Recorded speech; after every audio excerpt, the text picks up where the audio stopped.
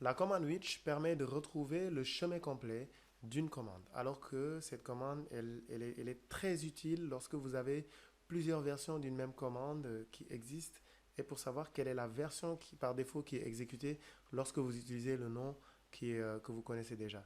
Cette situation arrive très souvent, surtout avec les commandes Java ou Python ou d'autres commandes qui existent en plusieurs versions.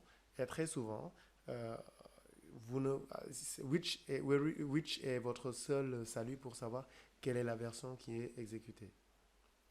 Donc, mais ce qu'il faut retenir, c'est que which ne recherche pas dans les fichiers au hasard, mais recherche simplement sur la base des pages manuelles et la base des commandes. Donc, vous, si vous voulez savoir où est installée une commande, c'est which qui vous permet de le rechercher.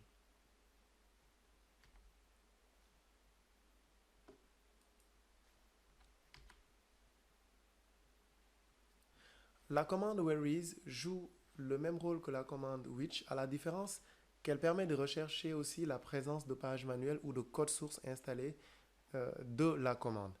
Donc si vous tapez whereas suivi du nom de la commande, elle va afficher le chemin de la commande que vous êtes en train d'exécuter, que vous cherchez. Avec l'option M, il affiche la page manuelle.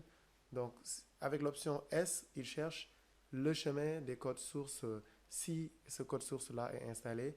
Avec l'option B, ben, il va chercher le code binaire.